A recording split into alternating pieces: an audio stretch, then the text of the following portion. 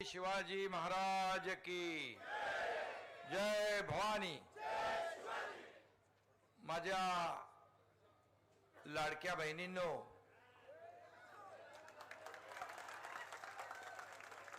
दर महिन्याची ओवाळणी सुरू आहे ना। काय अडचण आली तर सांगा, तुमचा भाऊ इथं उभा आहे आणि इकडे लाडके भाऊही आहेत, इकडे लाडके भाऊ आहेत। लाडक्या बहिणी लाडके भाऊ यांचं मी मनापासून स्वागत करतो आणि या सभेला उपस्थित आमदार राजू खरे, रमेश बारसकर, एनसीबीचे अध्यक्ष उमेश पाटील, संजय कदम, चरण चौरे, पद्माकर देशमुख, आपल्या नगराध्यक्षपदाच्या उमेदवार, छोटी उमेदवार आहे ती आपली सिद्धी वस्त्रे, मूर्ती छोटी आहे पण कीर्ती मोठी होईल, उज्ज्वला थिटे, मिलिंद अष्टोळ, अतुल क्षीरसागर, तन्वीर शेख, मदन अण्णा शिंदे, सौदाकर माने आणि सर्व आपले उमेदवार 20 उमेदवार आहेत ना उभे आपले, 19 आणि 1 20। सूरज जाधव, सुजाता सातपुते, अजय कुडे, सपना टोल, साखराबाई बरकडे, रमेश बारसकर इकडेच आहेत, आनंद जाधव, शबनम खलील शेख, राधाबाई युवराज कांबळे, चंद्रकांत वाघमोडे, शबाना शेख, संजय देशमुख, छाया शिंदे, चेतन मांडवे, राणी गोडसे, दौलतराव देशमुख, सरताज सय्यद, लखन कोळी, सुवर्णा सुरेश गाडवे, चैतन्य देशमुख, हे सगळे आपले उमेदवार आहेत ना। मी मुद्दाम नावं वाचली सगळ्यांची, तसं बघायला गेलं तर नावं बघण्याची गरजच नाही। धनुष्यबाण बघा, बटन दाबा, धनुष्यबाण बघा, बटन दाबा। आणि आपल्या उमेश पाटील यांनी काम हलकं करून ठेवलंय, म्हणजे इकडे तिकडे काय बघायची गरज नाही। धनुष्यबाण, आणि या धनुष्यबाणाने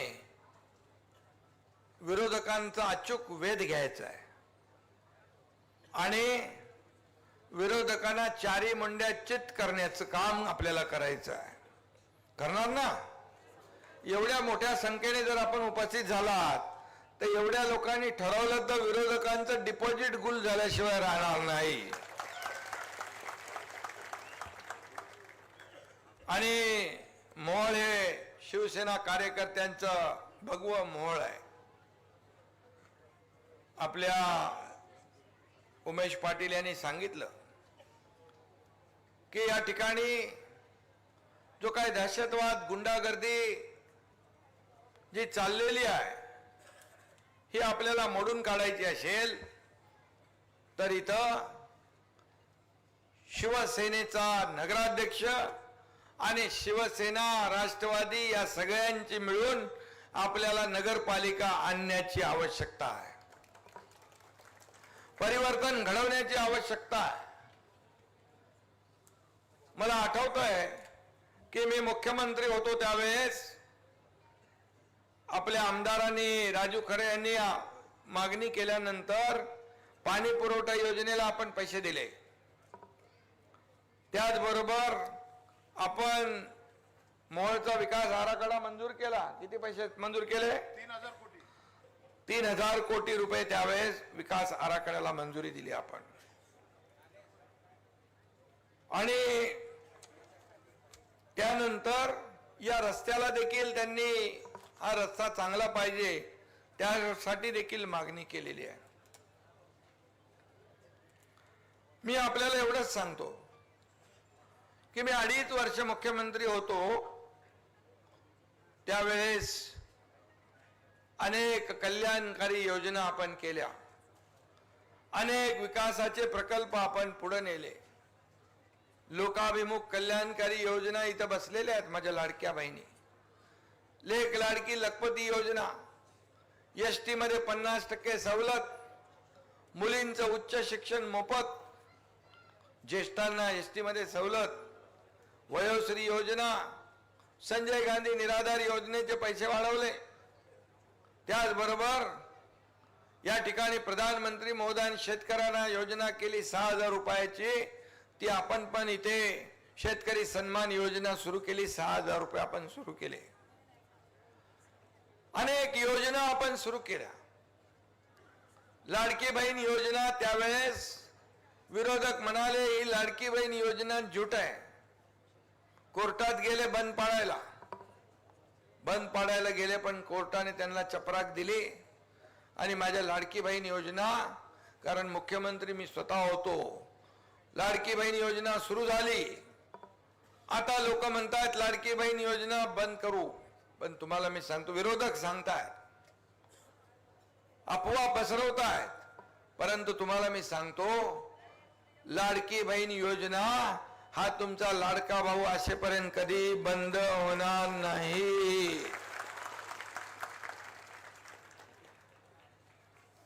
कारण आम्ही दिलेला शब्द आहे आणि शब्द पाळणारे लोक आम्ही आहोत. आज अजितदादांचे आपले उमेश पाटील ज्या पोट तिडकीने बोलताय, विकास तर होईलच, विकासाला पैसे मिळतीलच, जे जे आम्ही बोललोय ते आम्ही करणारच.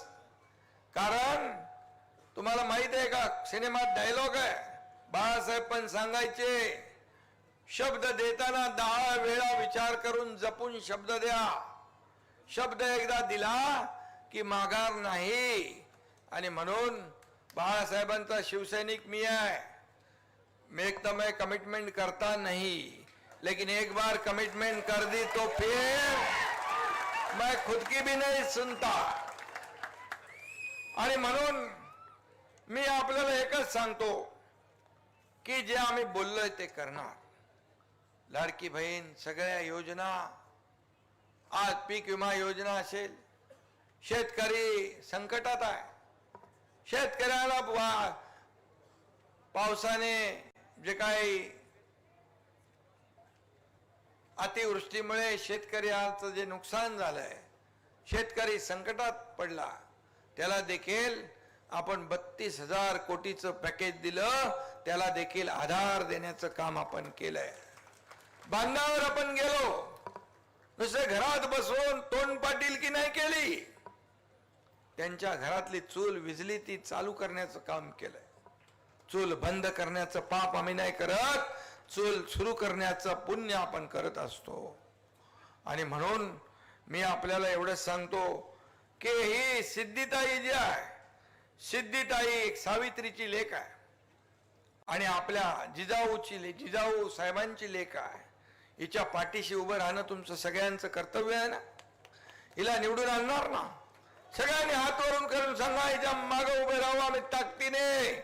कोणी आलं कोणी गेलं तरी धनुष्यबाण आणि सिद्धी आणि पूर्ण पॅनल विजयी केल्याशिवाय आम्ही स्वस्थ बसणार नाही, असा संकल्प करा सगळ्यांनी.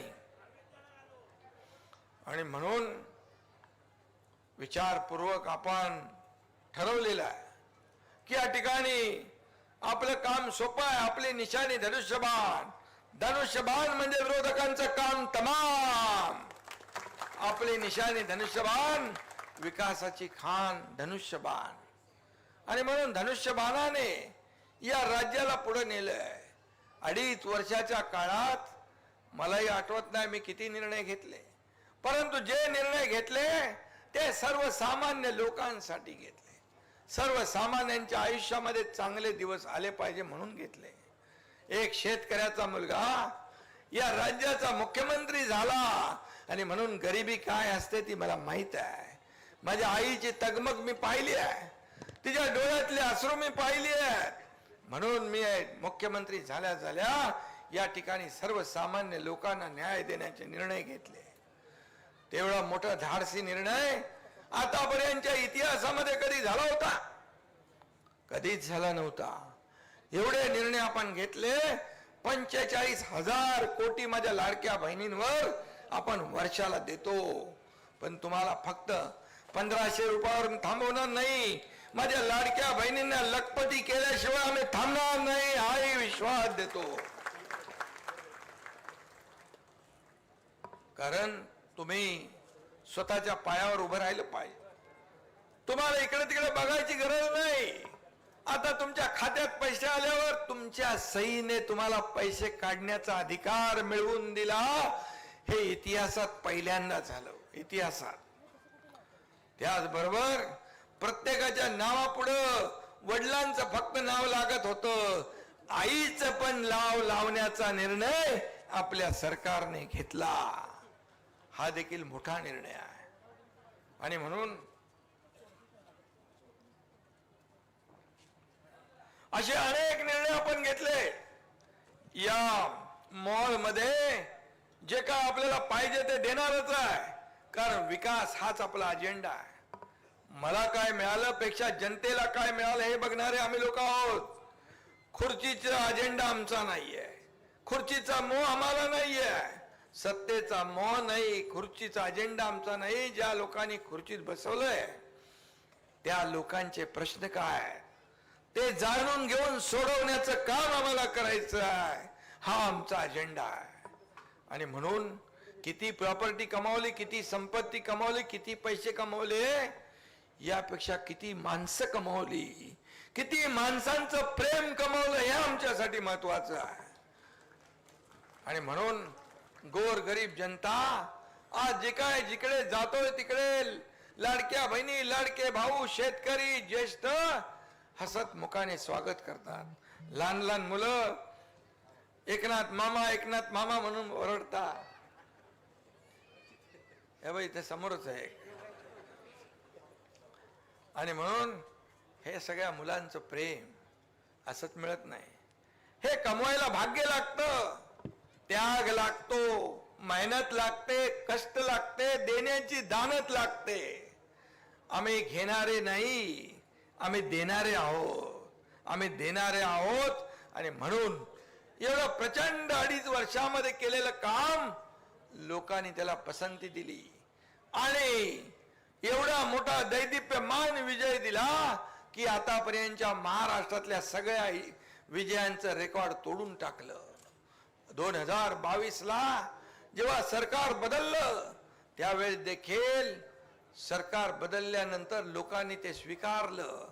तुमच्या एकनाथ शिंदे याला 80 जागा लढून 60 जागा लोकांनी जिंकून दिल्या आमदारकीला आणि आपल्या अजितदादांच्या 41 जागा आल्या. हे कामाची पोचपावती आहे, कामाची पोचपावती आहे. आणि म्हणून मी आपल्याला एवढं सांगतो, आम्ही कधी राजकारण केलं नाही. संकट काळात लोकांच्या मागे उभं राहिलो, शेतकऱ्यांच्या मागे उभं राहिलो. जिथे संकट तिथे शिवसेना, जिथे आपत्ती तिथे हा तुमचा एकनाथ शिंदे उभा राहिला. आणि म्हणून आपल्याला माहित आहे, पूर असो, महापूर असो, पैलगाम असो, इर्षाड वाडी असो, काही असो, जिथं संकट तिथं आपण गेलो. घरी बसून राज्य चालवता येत नाही. आणि म्हणून लोकांमध्ये जाऊन लोकांची दुखडी सुखडी जे काय दुखणी आहेत ते समजून घेण्याचं काम आपण केलं.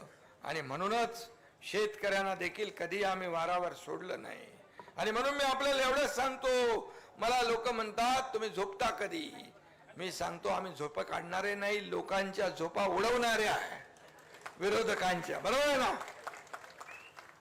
आणि म्हणून मी आपल्याला एवढंच सांगतो, काम करो ऐसा कि एक पहचान बन जाए, काम करो ऐसा कि एक पहचान बन जाए, हर कदम ऐसा चलो कि निशान बन जाए. अशा प्रकारचं काम करायचं. या राजनीति तो हर कोई कर लेता है, या राजनीति तो हर कोई कर लेता है. काम ऐसा करो कि मिसाल बन जाए. असं काम करा. हे काय गुंडागर्दी चालू आहे, हे काय मारामाऱ्या चालू आहे, हे काय दहशतवाद चालू आहे. आणि म्हणून मी आपल्याला एवढं सांगतो, आपल्याला शब्द देतो की निधी वगैरे तर सगळं मिळेल, निधीची कमतरता काही पडणार नाही. माझ्याकडे नगर विकास विभाग आहे, आपल्या मंत्र्यांकडे पण विभाग वेगवेगळ्या आहेत. आणि म्हणून आमदारांनी जेव्हा जेव्हा या ठिकाणी मागणी केली त्यावेळेस पैसे मिळाले. आणि रमेशजी, उमेशजी, आपल्याकडे तर तिजोरीची किल्ला आहे, चावी आहे. आणि म्हणून मी आपल्याला एवढं सांगतो, उंटावरून शेळ्या हाकणारे आम्ही नाही. 80% समाजकारण, 20% राजकारण करणारे आपण आहोत. आणि म्हणून निधी येईल, विकास होईल, सगळं होईल. परंतु तुम्हाला निर्भयपणे लोकांना जगता आलं पाहिजे का नाही? का दहशतीमध्ये आपल्याला राहायचंय? गुंडा राज पाहिजे की विकास राज पाहिजे? मला सांगा, काय पाहिजे तुम्हाला? विकास राज पाहिजे. विकास करण्यासाठी आपला अजेंडा डेव्हलपमेंट, डेव्हलपमेंट आणि डेव्हलपमेंट. मी तुम्हाला सांगतो, मी आपल्याला एवढंच सांगतो की पंडित देशमुख याचं जे काही मर्डर झालेली आहे, आमच्या बारसकर आणि उमेश पाटील यांनी सांगितलं की कुठल्याही परिस्थितीमध्ये या ठिकाणी जो कोणी खुनी असेल त्याला सजा झाली पाहिजे. आणि चुकीला माफी नाही, चुकीला माफी नाही. आणि म्हणून जे जे काही तुम्हाला हरी साळवी पाहिजे, कोण पाहिजे, त्याची नेमणूक करण्याचं काम आपण करू. आणि या ठिकाणी कुठल्याही परिस्थितीने मध्ये या शिवसैनिकांचा बलिदान, तालुका प्रमुखाचं बलिदान व्यर्थ जाऊ देणार नाही. तुम्ही एवढ्या पोटतिडकीने बोललात. अशा प्रकारची गुंडागर्दी महाराष्ट्रामध्ये कोणी खपून घेणार नाही.